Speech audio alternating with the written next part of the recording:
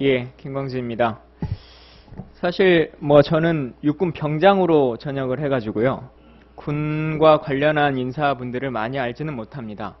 그럼에도 불구하고 이 국방위에 한 1년 이제 가까이 있다 보니까 요즘은 뭐 물어보고 싶은 거나 질문이 있을 때 한 5, 60명 정도의 장군들에게 전화를 드리고 뭐 그렇습니다.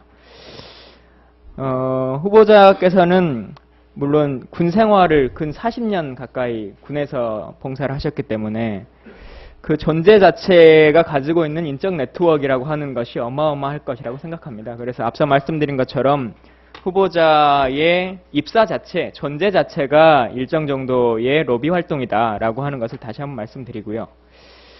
많은 국민들이 말씀하시는 것 중에 이렇게 무기 로비스트의 의혹을 받는 분이 나중에 이 방추위의 위원장이 되는 것이 온당할 것이냐 이런 것들을 많이 말씀하십니다.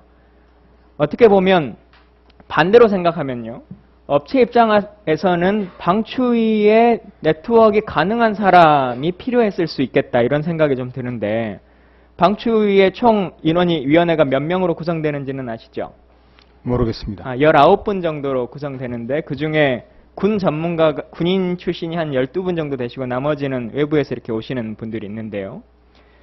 당시에 그 UBM택에 입사하실 때를 기준으로 보면 28기, 육사 28기시니까 당시에 김태형 장관님께서는 육사 29기로 육사 1년 후배로 친하게 지내셨을 거고요.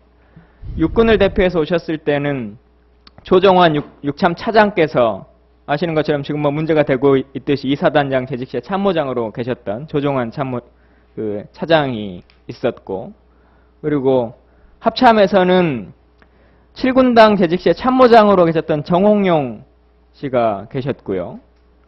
그 다음에 1군 사령관 당시에는 1군 사령부 작전차장을 했던 김광영 씨가 방사청을 대표해서 계셨고, 또 육사 28기 동기이시고 이분은 군 쪽이 아니라 방산 쪽 위원으로 오셨는데 육사 28기 동기이신 유식 방진회 상금 부회장께서 이렇게 참석하고 계십니다. 그래서 이 안에 가지고 있는 인적 네트워크라고 하는 것이 어마어마할 수 있겠다 이런 것들을 말씀을 드리고요. 그와 연관해서 앞서 말씀하셨을 때 내가 이 전관 예우를 받으려면 사람들과 뭐 커넥션을 하거나 미팅을 하거나 이런 일들이 발생하고 외압을 형성해야 되는 것이지 본인은 그런 일이 없다 이렇게 말씀하셨는데요. 작년 2011년 4월경에 브라질 다녀오신 적 있으시죠? 예. 4월, 기간은 4월 12일부터 4월 15일간 다녀오셨는데요. 브라질에서 열리는 LAAD 그 중남미 방산 전시회를 가셨는데 어떠한 그 계기로 가시게 된 거죠? 여러 방산업체들이 그 브라질 전시회에 가서 우리들의 제품을 소개하는 자리였습니다. 그곳에 가서 뭐 그 업체들에게 도움이 될 수 있는 일이 있는가? 이것은 무엇을 대리해서 가셨습니까? 예를 들면 그 UBM택을 대리해서 가셨습니까? 아니면 어떤 입장에서 가신 겁니까? 브라질까지?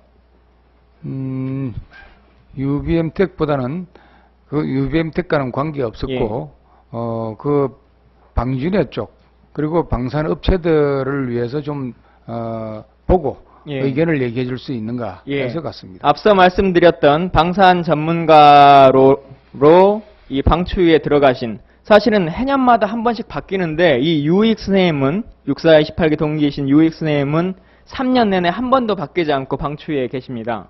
근데 그분이 가셨는데요. 여기가 이 자료가 방추위에서 저희에게 준 그 당시의 참석자 현황인데 그 당시에 공식적으로는 상금 부회장을 포함해서 방진회에서는 3명이 가도록 되어 있었는데요.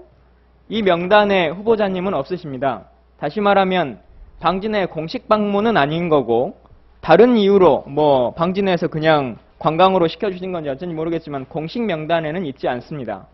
그리고 여기 함께 가신 분들의 명단들도 사실은 이 여러 가지 커넥션과 연관되는 분들이 많은데요. 앞서 말씀드린 뭐 UXM은 당연한 거고 이때 정부를 대표해서 가신 분이 뭐 국방위에도 자주 얼굴을 보이시는 분입니다만은 이용대 장군님이십니다. 예, 정부를 대표해서 가셨는데 당시에 방사청에 K2 전차 관련한 이 기동화력 사업부의 담당자로 재직 중인 상태였다라고 이게 방사청에서 온 자료입니다.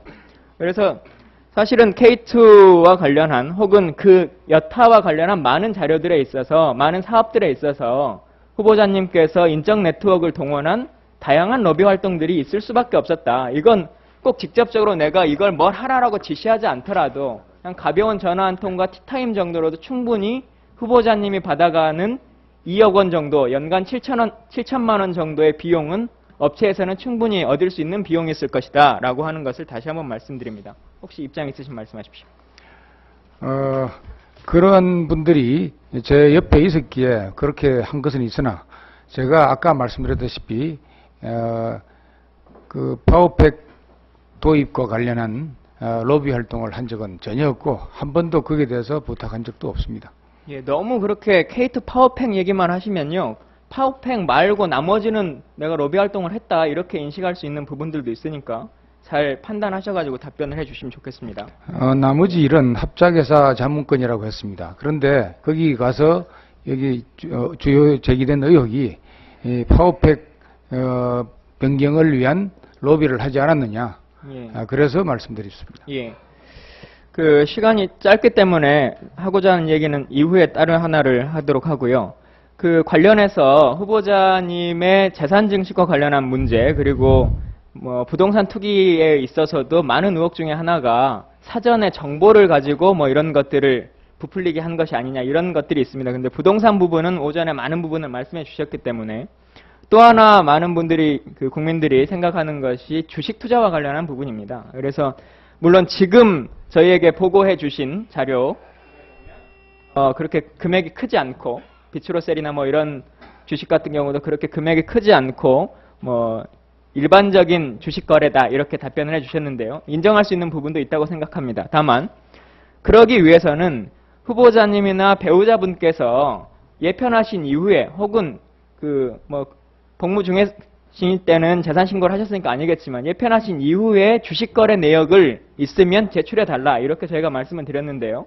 그걸 제출하지 못하겠다 이렇게 답을 하고 계십니다. 이거는 근데 뭐 오래돼서 못하는 것도 아니고 아까 말씀하신 십몇 년이 돼서 기억을 못하는 것도 아니고 본인이 가셔서 주식거래 내용만 뽑아달라고 하면 충분히 할 수 있는 건데 본인과 배우자께서만 그리고 자식들도 뭐 이렇게 많은 부분들이 의혹이 있으니까요. 주실 수 있는 부분인데 그거는 끝까지 제출하지 못하는 이유가 있으십니까?